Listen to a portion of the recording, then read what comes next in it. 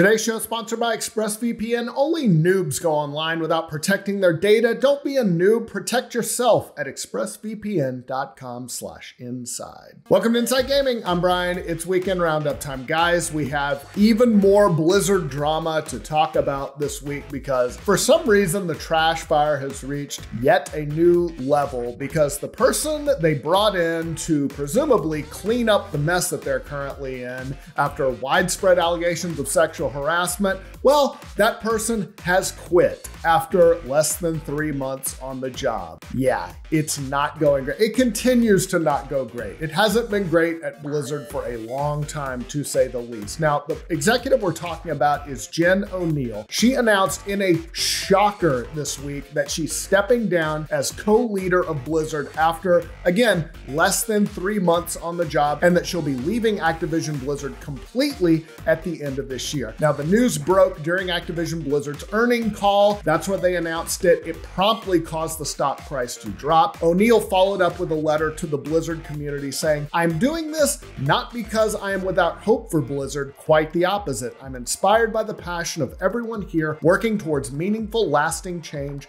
with their whole hearts." She went on to say, "This energy has inspired me to step out and explore how I can do more to have games and diversity intersect and hopefully make a broader industry impact that will benefit Blizzard and other studios as well." Now, Oneal was new to Blizzard. She joined in January as Executive Vice President of Development. Prior to that, she was studio head at Vicarious Visions. You might remember she and Mike Ybarra were announced as the new heads of Blizzard in August, replacing J. Allen Brack. He left after he was named in the California sexual harassment lawsuit that kicked off this whole controversy. Oneal's departure leaves Ybarra in sole control of Blizzard. He praised her in the earnings call, calling her an incredible partner, and added, "I personally want to thank her for her leadership." Now, Oneal didn't explicitly mention all the controversy that continues to swirl around Activision Blizzard, particularly Blizzard, in the wake of multiple sexual harassment lawsuits, but it's clearly a subtext for everything going on. Oneal did say that Activision Blizzard will make a $1 million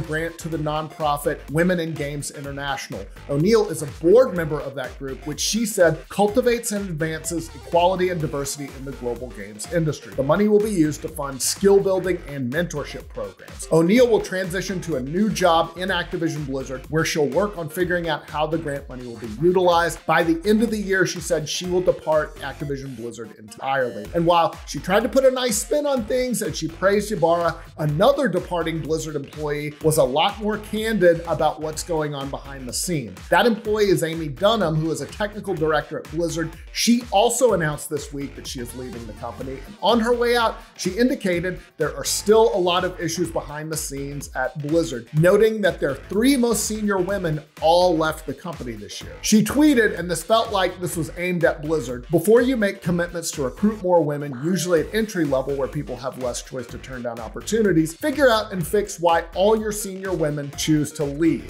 Ouch. Now, she subsequently made her Twitter account private, but obviously enough people saw it and it was widely reported. Making matters worse, the news of Oneal's departure came as a shock to Blizzard employees who found out about it during the earnings report call with the rest of us. As you might imagine, morale inside Blizzard isn't great right now. PC Gamer spoke to an employee who said that things had been getting a bit better in recent days after Activision Blizzard responded to a list of demands from employees who organized that walkout. Activision Blizzard did partially concede to the employees' demand to remove mandatory arbitration from employment contracts. They agreed to strike it for individual sexual harassment and discrimination claims. Activision Blizzard has also promised to increase pay transparency, recruiting policies that foster diversity, and a zero-tolerance harassment policy. But the news of Oneal's surprise departure has, quote, killed any morale that was gained, with people wondering inside the company why she would just leave so abruptly. And that's really the mystery that nobody knows right now, but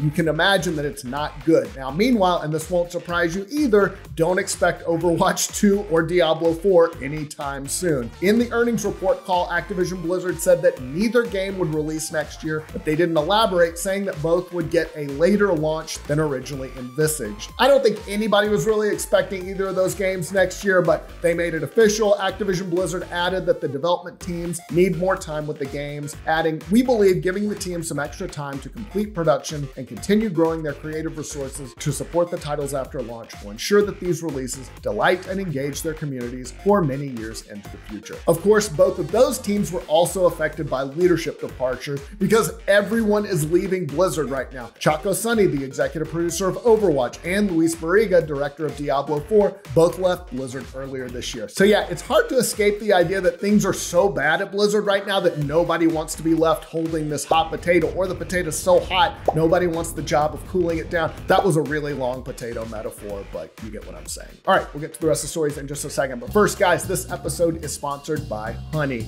Hey guys, we've all shopped online only for that promo code field to haunt us at checkout as if everybody but you has some secret discounted password, and you don't. We're all on the outside. It sucks. You don't know it. But they might have a secret that you need to know because they probably have Honey. Honey is the free shopping tool that hunts down discount codes and automatically applies them to your cart. Honey is free. All you have to do is add the Honey extension to your browser. Then when you shop online and check out, the Honey button drops down. All you got to do is click Apply Coupons, and it'll apply any working coupons it finds directly to your cart. I have bought a lot of stuff over the last year. I bought a new PC, so I've been messing with that. Honey helps with like parts. It's magic. It comes down, boom, you want to save some money? Yes, I do. Thank you very much, Honey. Now, if you don't already have Honey, you could be straight out missing on free savings. It's literally free and installs in a few seconds. And by getting it, you'll be doing yourself a solid and supporting this show. Get Honey for free at joinhoney.com/inside.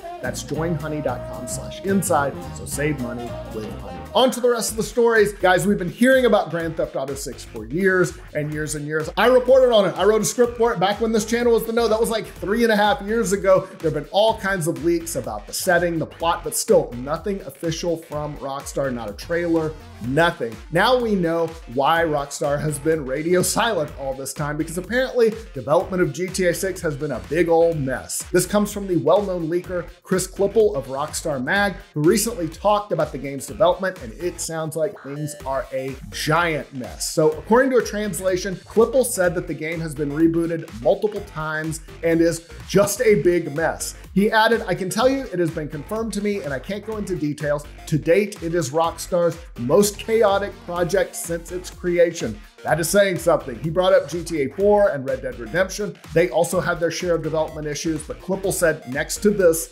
that's nothing. There have been multiple changes to the game's story and other elements many times since 2019, as recently as that. He also said that the game will take place over 2 time periods and added that he saw the game map and other elements, but everything is changing so fast, it's useless to share anything. He also said that Rockstar is aiming for something more mainstream with the game, whatever that means, and the game was also affected by the departure of Rockstar co-founder Dan Houser last year. Klippel said that Houser's exit from the project was not trivial and may have resulted in a reboot all by itself. So meanwhile, there are some reports that suggest that a reveal was initially planned for spring of last year, but Rockstar is now planning to release GTA 6 as late as 2025. Yikes. Marvel's Avengers announced that it has stopped selling EXP boosters for cash after a big fan backlash. They made the announcement on Twitter saying that hero catalysts and fragment extractors would no longer be available in the game's marketplace. You'll only be able to get them through gameplay. The developers wrote, "We apologize for not responding sooner to your concerns about the addition of paid consumables in the marketplace. We introduced them as an option for an evolving player base and did not see them as pay to win since they don't offer power directly." Now, Heroes Catalysts offer a XP boost, and fragment extractors increase the amount of fragments that a player can earn. Previously, they were only earnable through gameplay, but about a month ago, the developers started selling them for real money. That went counter to their vow to only sell cosmetics for cash. Obviously, fans were pissed, and the experiment happily was cut short. Nintendo is cutting its production of Switches thanks to the ongoing global chip shortage. Nikkei reports that the company will only make 24 million Switches in the current fiscal year. That is down 20% from their original plans. That's a lot. A spokesperson for Nintendo acknowledged that the production was cut due to component shortages and added, "We are assessing their impact on our production." That includes the production of the new OLED model that was released last month. Nintendo President Shuntaro Furukawa said that demand is still strong for the Switch and that retailers have had to limit sales of the OLED model. And some sad news, PAX South is over. It's done, RIP. It's a real bummer. They announced it on their Twitter account saying we have made the difficult decision to bring PAX South to an end for the foreseeable future. The main issue, according to organizer Reed Pop, is that the Texas branch of the convention hasn't really expanded since its launch in 2015. They said that while each of our other events has flourished, some of them drawing hundreds of thousands of attendees from around the world, PAX South hasn't expanded and to some extent has remained the same show that it was when we opened in 2015. They added, faced with that reality and compounded by the impact of COVID-19, we have made the difficult decision to bring PAX South to an end for the foreseeable future. Of course, lots of gaming conventions have suffered during COVID. PAX was online last year. PAX West returned in September, but it was much smaller than usual. So it's a bummer about PAX South because that was a real treat for us here in Texas. All right, time for a 5-second review.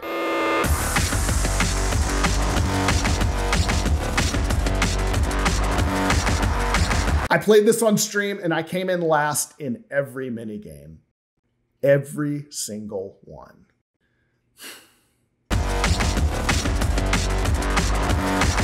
All right, let's get to the games coming out next week. First up, Airborne Kingdom. This is a Sky City builder. Grow your unique town among the clouds and fly it across a wide open landscape. Explore the skies to restore serenity to the world below. Construct a unique city, build housing, satisfy needs, and grow your clan. It comes to PS5, Xbox Series X, PS4, Xbox One, and Switch November 9th. Disney Classic Games Collection. This is an expanded version of the collection that came out in 2019. This release will include the enhanced 16-bit version of The Lion King, The Jungle Book, the Sega Genesis Aladdin, and the Super Nintendo Entertainment System Aladdin games. Comes to PC, PS4, Xbox One, and Switch November 9th. Football Manager 2022. It brings new progressive ways to find your winning edge, instill your footballing style, and earn it for the fans. It comes to PC and Xbox One November 9th. Forza Horizon 5. Oh, this is a big one. Your ultimate Horizon adventure awaits. Explore the vibrant and ever-evolving open-world landscapes of Mexico with limitless, fun driving action in hundreds of the world's greatest cars. Immerse yourself in a deep campaign with hundreds of challenges that reward you for engaging in the activities you love. Meet new characters and choose the outcomes of their Horizon story missions. It comes to PC, Xbox Series X, and Xbox One November 9th. Jurassic World Evolution 2 is the much anticipated sequel to Frontier's highly successful Jurassic World Evolution. This bold new era in the Jurassic World Evolution game franchise builds upon the groundbreaking and immersive 2018 management sim. Boy, this description mostly just praises the previous game. All right, whatever. It comes to PC, PS5, Xbox Series X, PS4, and Xbox One November 9th. Final Fantasy V Pixel Remaster. The original Final Fantasy V comes to life with completely new graphics and audio as a 2D pixel remaster. A remodeled take on the 5th game in the series. Enjoy the timeless story told through charming retro graphics. Comes to PC November 10th. Breakwaters. Adventure through an ever-changing oceanic world that evolves the way you interact with water. Swim, sail, and fly to find new islands with unique resources to build, craft, and survive. Join friends online and build a home to defend or defeat massive titans, bringing calm to the waves. Comes to PC November 11th. Epic Chef. Get ready to embark on a culinary quest unlike any other as you take on the role of Zest in this story-driven adventure game. From humble beginnings, you will build a farm, grow delectable ingredients, craft machinery, and cook your way to becoming the most epic chef in Ambrosia. Comes to PC, PS4, Xbox One, and Switch November 11th. Grand Theft Auto The Trilogy, the definitive edition. Yes, 3 iconic cities, 3 epic stories. Play the genre-defining classics of the original GTA trilogy, GTA 3, GTA Vice City, and GTA San Andreas, updated for a new generation, now with across-the-board enhancements, including brilliant new lighting and environmental upgrades with high-resolution textures, increased draw distances, GTA 5-style controls and targeting, and much more. It comes to PC, PS5, Xbox Series X, PS4, Xbox One, and Switch November 11th. Kanga Seeds of Civilization. This is an ancient fantasy village builder where your environment affects your culture, technology, and strategy. Advance and adapt to the pressures of the climate, beasts, and other tribes. Comes to PC November 11th. Killer in the Cabin. Oh no, you find yourself among a group of survivors in a bus crash in the Norwegian mountains. Rescue is several days away, so to make it out alive, you and the other players have to cooperate in finding shelter, food, and water. But one of you is a killer. That's a bummer. Comes to PC November 11th. Skyrim Anniversary Edition. Oh no, another Skyrim. Winner of more than 200 Game of the Year awards, The Elder Scrolls V Skyrim celebrates 10 years, dang, of adventuring in stunning detail. The Anniversary Edition includes a deck decade worth of content, the critically acclaimed core game and add-ons of Skyrim Special Edition, plus pre-existing and new content from Creation Club, including quests, dungeons, bosses, weapons, spells, and more. Comes to PC, PS5, Xbox Series X, PS4, and Xbox One, November 11th. Star Wars Knights of the Old Republic, yes! 4,000 years before the Galactic Empire, hundreds of Jedi Knights have fallen in battle against the ruthless Sith, and you are the last hope of the Jedi Order. Can you master the awesome power of the Force